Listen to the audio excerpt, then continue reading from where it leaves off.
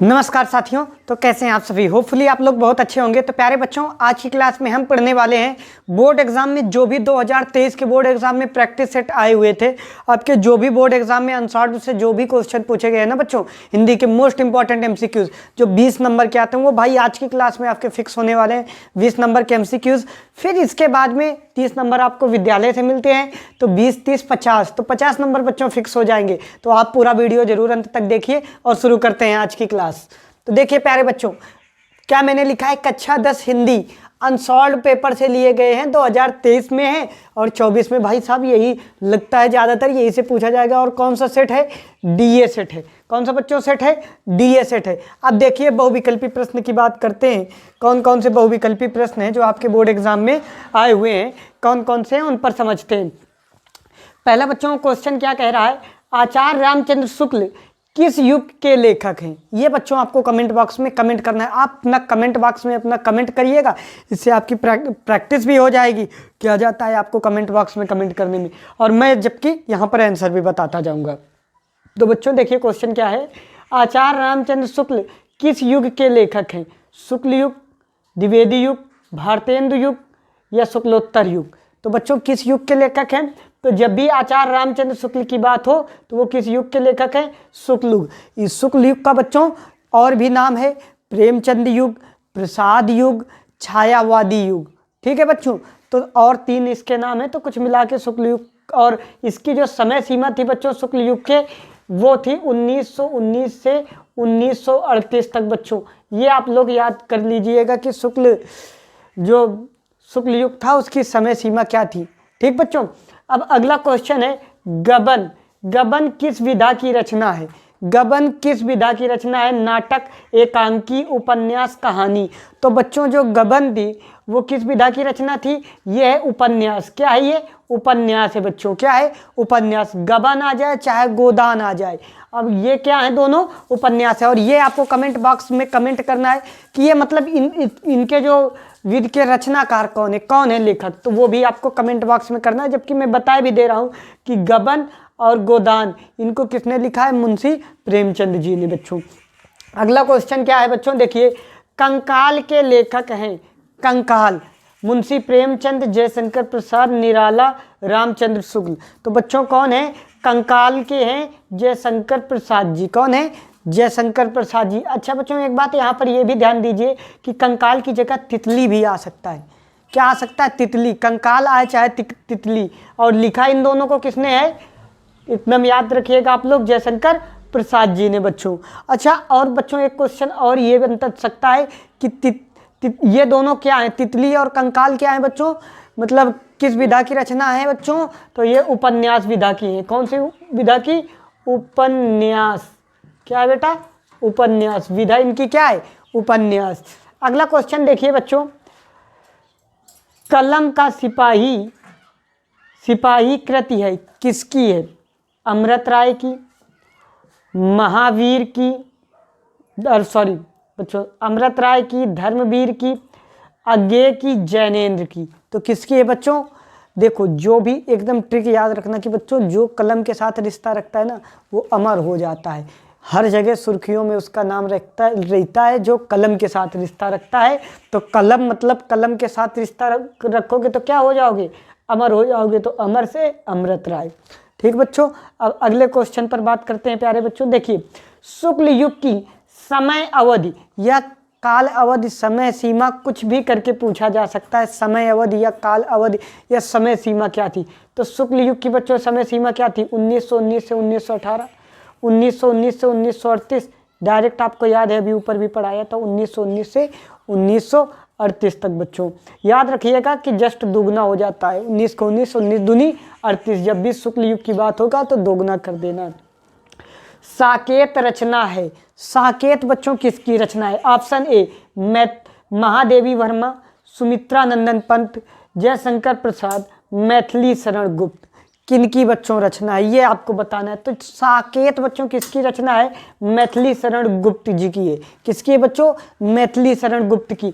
अब देखिए एक ट्रिक बच्चों मैं दे रहा हूँ आपको, एक ट्रिक। आप सारी मैथिली शरण की जो इम्पोर्टेंट रचनाएं हैं वो आप याद कर सकते हैं। बीएसपी की जय। ठीक बच्चों। तो देखिए मैथिली शरण आपको समझना है किस पार्टी से संबंधित थे, वो बीएसपी पार्टी से संबंधित थे। तो बी से होता है भारत भारती, भारत भारती, ठीक बच्चों, भारत भारती किसकी रचना है, मैथिली शरण गुप्त की।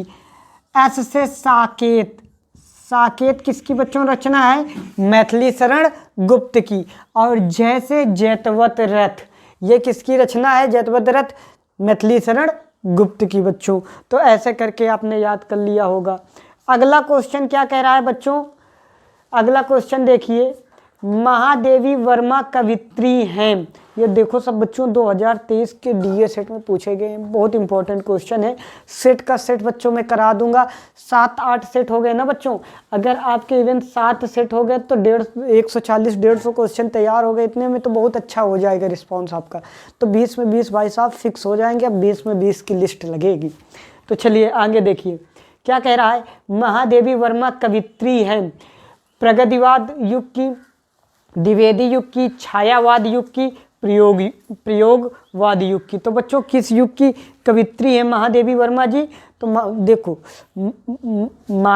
महादेवी वर्मा तो क्या होता है कि छाया, कहाँ पर, छायावाद में।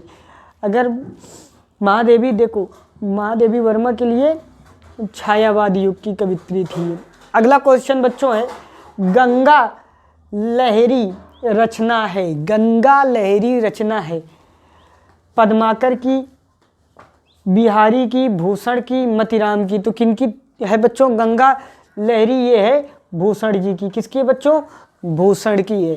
अगला क्वेश्चन है, आधुनिक काल की समय सीमा है, आधुनिक काल की बच्चों समय सीमा क्या थी, 1919 से 1938, 1936 से 1943, 1918 से 1950, 1843 से अब तक।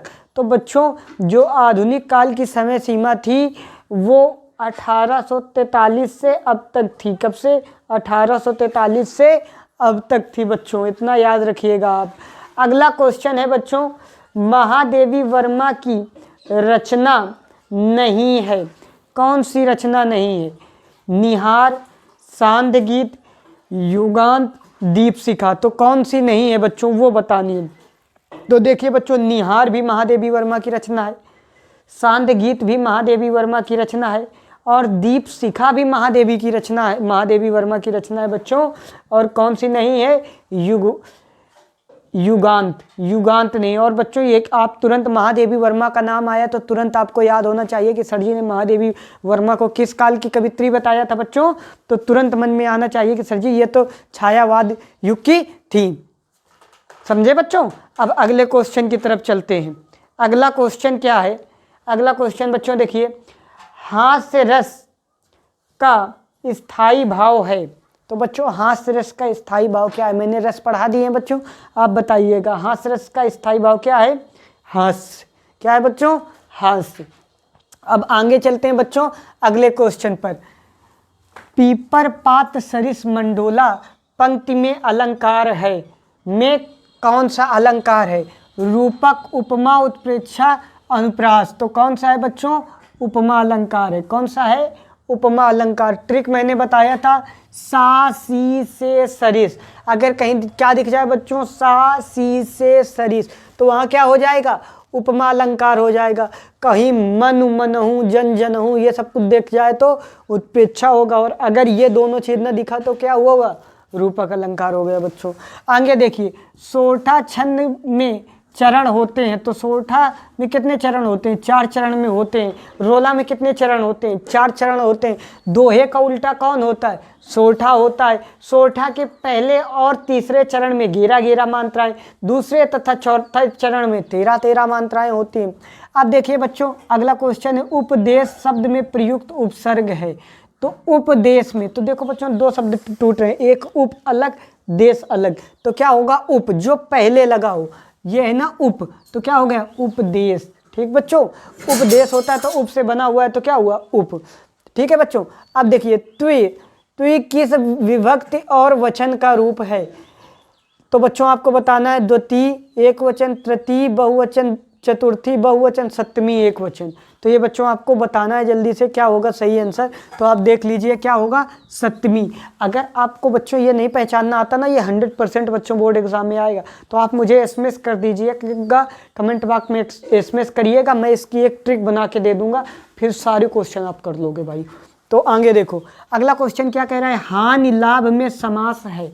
हानि लाभ में कौन सा समास है बच्चों, हमने बताया था कि जब भी ऐसी बात हो और बीच में हाइफन दिख जाए या एक दूसरे का विलोम हो, दोनों पद प्रधान हो, तो ऐसे में क्या कौन सा समास हो जाता है, द्विगु समास हो जाता है बच्चों। गिनती आ जाए तो सॉरी द्वंद्व समास हो जाता है, गिनती आ जाए तो द्विगु समास हो जाता है बच्चों। और अगर रंग वंग की विशेषता की बात कह दिया जाए तो कर्मधारय हो जाता है। ऐसे करके बच्चों मछली का पर्यायवाची है द्विज मीन रसना मुंड, तो क्या होता है बच्चों, मीन होता है। मीन मछली की पर्यायवाची बच्चों मीन होती है। आगे रचना के आधार पर वाक्य के भेद हैं। रचना के आधार पर वाक्य कितने प्रकार के होते हैं, तो बच्चों रचना के आधार पर वाक्य 3 प्रकार के होते हैं, सरल वाक्य, संयुक्त वाक्य, मिश्रित वाक्य। तो बच्चों ये तीनों अगर अर्थों के आधार पर कोई पूछ ले तो बच्चों वो 8 होता है। ट्रिक क्या है, विनी प्रबी आई सनसन, 8 याद हो जाएंगे बच्चों आपको, ठीक है। तो और अगर कोई पूछ ले वाक्य के कितने अंग होते हैं, तो 2 अंग होते हैं, ठीक बच्चों। वाक्य के भेद कितने होते हैं, तो बच्चों 2 भेद होते हैं, ठीक। अब देखिए बच्चों अगला क्वेश्चन क्या कह रहा है, वाच्य के विषय में कौन सी बात सही नहीं है। तो देखिए बच्चों 4 ऑप्शन इसमें नहीं दिए क्योंकि बोर्ड छोटा था, इस वजह से नहीं दिए, डायरेक्ट आंसर दे दिया है। वाच्य कभी परिवर्तित नहीं होता है, इस वजह से। अगला क्वेश्चन क्या है, अचानक वर्षा होने लगी, रेखा अंक पद का परिचय है। क्या है बच्चों, रीतिवाचक क्रिया, विशेषण होने लगी, क्रिया की विशेषता, ठीक बच्चों। तो ये आपको समझ में आया होगा। तो प्यारे बच्चों अगर वीडियो आपको अच्छा लगा हो तो अपने इस छोटे से YouTube चैनल को सब्सक्राइब करिएगा, लाइक करिएगा, और इस चैनल का प्यारा सा नाम है ABP राज सर। तो प्लीज़ दोस्तों अगर वीडियो अच्छा लगा हो तो अपने सभी दोस्तों के साथ शेयर करिएगा। जय हिंद फ्रेंड्स।